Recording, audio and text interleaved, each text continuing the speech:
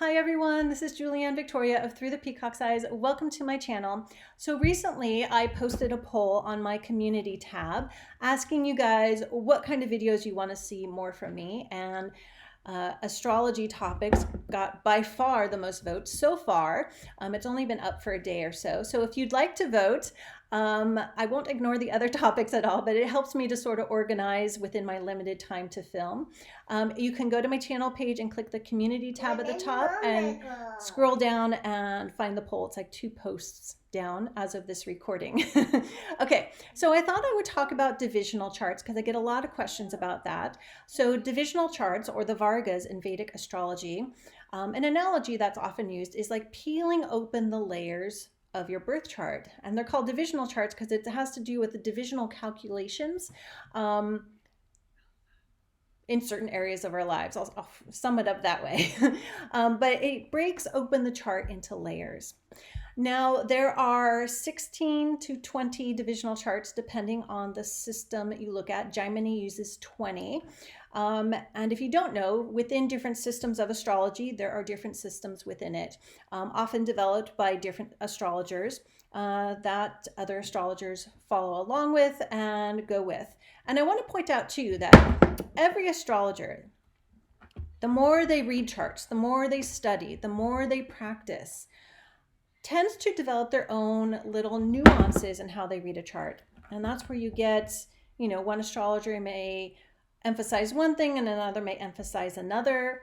Because I get questions like this from some people looking for a reading. They're like, oh, so-and-so said this, and then so-and-so said that, and, it was similar but so different. And that's the nuances of the different astrologers. So that's always important to keep in mind.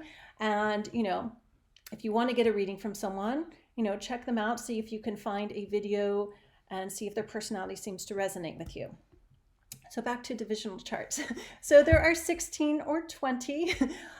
There are some that are looked at more often. I don't often get to work with the divisional charts in client readings because there's so much in the birth chart, looking at transit, looking at the dashas, looking at the progress charts or the Varshapala. But I do often look at the Navamsha chart, which I consider, and I think is generally considered, the most auspicious divisional chart. And I especially look at it for alleviation for challenging things in the birth chart, such as debilitations or, combustion and so on. So I'm going to switch the camera to the screen to show you some of the divisional charts, just to give you a brief overview. And you'll see as you look at the divisional charts that they are laid out like the birth chart. And that is a big part why I wrote my book, Shedding Light on Jyotisha, Vedic Astrology for Beginners. Because if you have that foundation of the how to read a birth chart, how to look at rulership, how to tie it all together, I mean, it takes practice, right? You can then read the divisional charts. If you understand planetary rulership and what the planets mean and symbolize, you can then read the dashas. So it's important to have that foundational energy before expanding into all those other sort of like detailed charts that you can pull up in Vedic astrology. Okay, so here we have 9 divisional charts. Now, these aren't any person's charts. I just pulled up divisional charts for the last full moon reading that I did, just for an example to show you guys. So the birth chart is actually called the D1, divisional 1.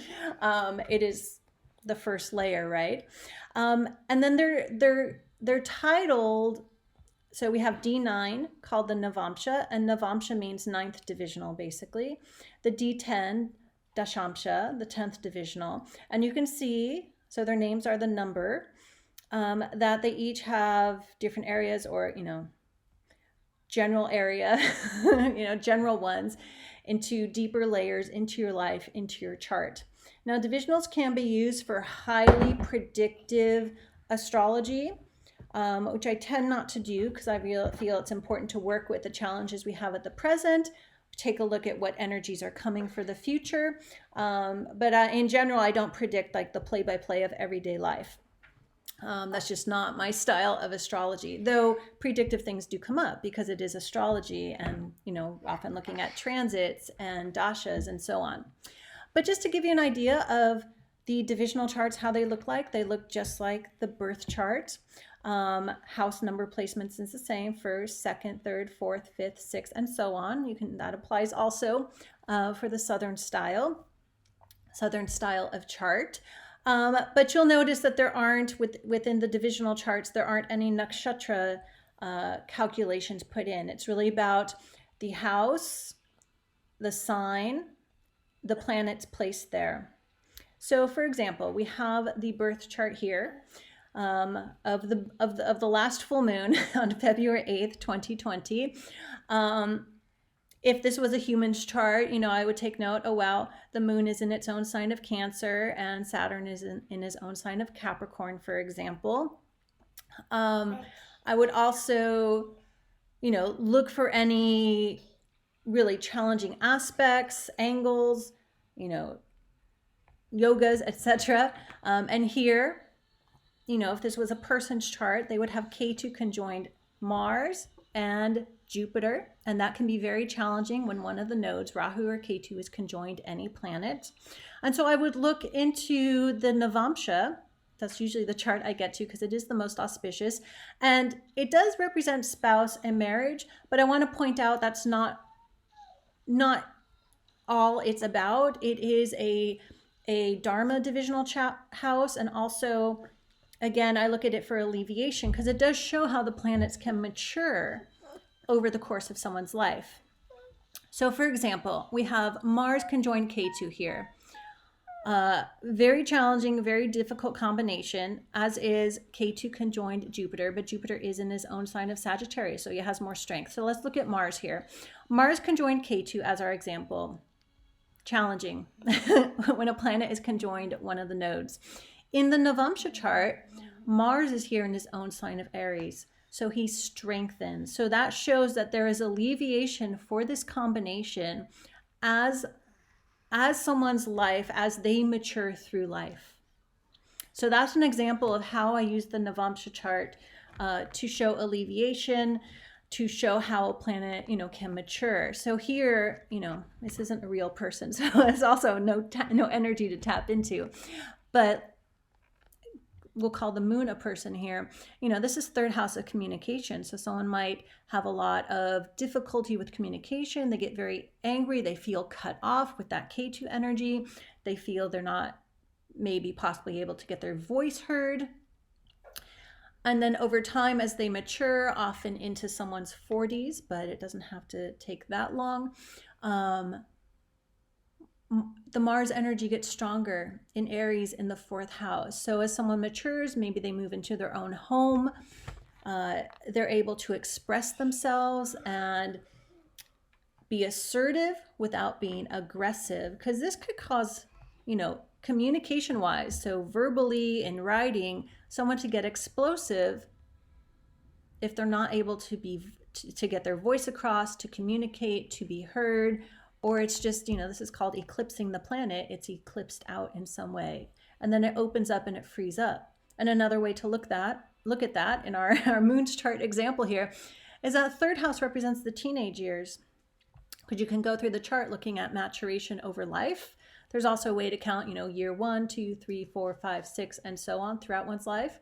But if we look at this as teenage years, someone might have this, this combination can also be suppressed anger as a teenager in the home, with, most teenagers are home with family, not able to have a voice for whatever reason, and they get frustrated, they feel cut off, and then the Jupiter energy comes in, even though it is also conjoined Ketu there. It may be someone leaves home early in their teenage years or as soon as they turn 18.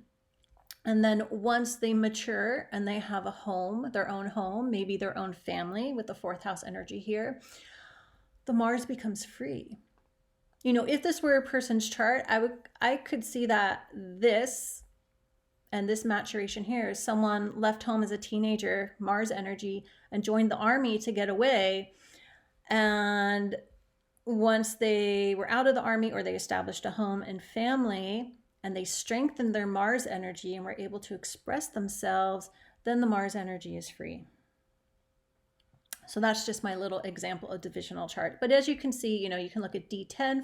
It's says great successes here on my program, but really that's like looking into career. The general one, Shashi Tiamsha, strength of the individual, looking at children, another general one, siblings, looking deeper into your siblings and their happiness, knowledge, you could even say wisdom. So that's a brief overview of divisional charts. I think